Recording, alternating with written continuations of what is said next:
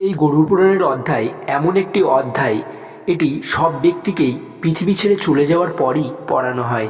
কারণ এটি এমন একটি পুরাণ, এখানে আত্মার পৃথিবী থেকে পুরো নরক পর্যন্ত যাওয়ার পুরো সব কথাই লেখা রয়েছে। মৃত্যুর পর আত্মার সম্পূর্ণ যাত্রার বিবরণী দেওয়া রয়েছে। তাছাড়া এগুলিও লেখা আছে যারা পৃথিবী লোকে এসে যে আত্মাগুলি পাপী কাজ করে থাকে এবং খারাপ কাজ করে থাকে তাদের যমলোকে নিয়ে গিয়ে কীরূপ শাস্তি দেওয়া হয়, কী ধরনের শাস্তি দেওয়া হয়, যেগুলি আমরা আজকের এই ভিডিওটির মাধ্যমে জানব। তাই ভিডিওটি অবশ্যই শেষ পর্যন্ত দেখুন। তো নমস্কার বন্ধুরা, শুভজিৎ স্পিরিচুয়াল ইউটিউব চ্যানেলে আপনাদের সবাইকে স্বাগত।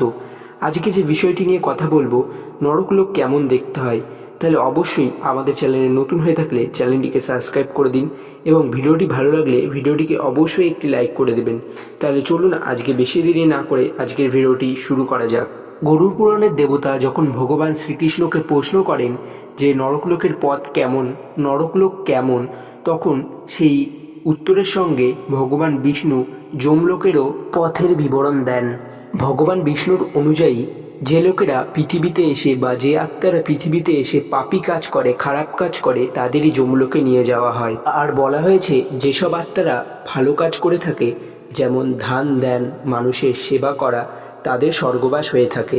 বলা হয় যে যখন কোনো পাপী ব্যক্তির মৃত্যু হয় তখন যমরাজের দুইটি দূত এসে তার পাশে দাঁড়ায়।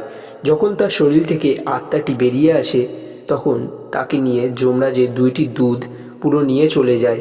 যমলোকের রাস্তা বা নরকের রাস্তা অনেকটা ভয়ঙ্কর হয়ে থাকে। এখানে জলের সামান্য মাত্র চিহ্ন থাকে না, চারিদিকে গরম হয়ে থাকে, চারিদিকে অগ্নুৎপাত হয়, চারিদিকে আগ্নেয়গিরি থেকে গরম তরল বেরিয়ে আসে। তার মধ্যে দিয়ে সেই পাপী ব্যক্তির আত্মাটিকে যমদূত দুটি টেনে নিয়ে যায়। এই পথে সামান্য একটি গাছ পর্যন্ত থাকে না এবং সারা রাস্তা কাঁটায় বিছানো থাকে। এর মধ্যে দিয়ে এবং এই কষ্ট পেয়ে সেই আত্মাটি যমলোকে গিয়ে পৌঁছায়। কিন্তু সেই আত্মাটি যমলোকে পৌঁছানোর আগে তার আপনজনের কথা মনে পড়ে এবং তার আপনজনের কথা পেয়ে খুবই চিৎকার করে এবং দুঃখ পায়। বলা হয় যে যমলোক বা নরকের মোট 4টি রাস্তা রয়েছে। এর মধ্যে দক্ষিণ পশ্চিম দিকে রয়েছে যমনগর বা যমপুরী।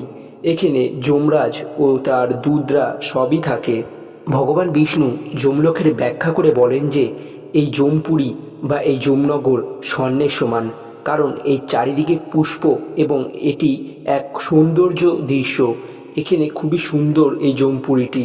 আর বলে যে এই ভবনে এক বৃহৎ এবং খুবই সুন্দর সিংহাসন রয়েছে যেখানে যমরাজ বসেন। এই সিংহাসনে যমরাজ বসেন এবং তার পাশে সভা বসে।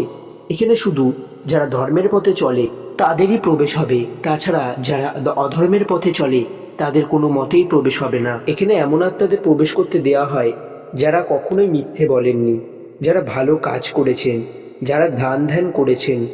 এই পুরের মধ্যদিকে রয়েছে ভগবান চিত্রগুপ্তের ভবন। এই ভবন অতি সুন্দর, চারিদিকে সুগন্ধি ফুল এবং আরও অনেক কিছু এই ভবনকে আকর্ষণীয় ও সুন্দর করে তুলেছে। সেখানে বসেই ভগবান চিত্রগুপ্ত সমস্ত আত্মাদের কর্ম ও সব কিছু দেখে থাকেন। এই ছিল আমাদের আজকের ভিডিও, যে নরক দেখতে কেমন। ভিডিওটি আপনাদের ভালো লাগলে ভিডিওটিকে অবশ্যই একটি লাইক করে দেবেন এবং আমাদের চ্যানেলে এরকম আরও ভিডিও পেতে চ্যানেলটিকে অবশ্যই সাবস্ক্রাইব করে দেবেন। তাহলে আজকের মতন এইটুকুই, দেখা হচ্ছে আরও অন্য কোনো ভিডিওতে। নমস্কার।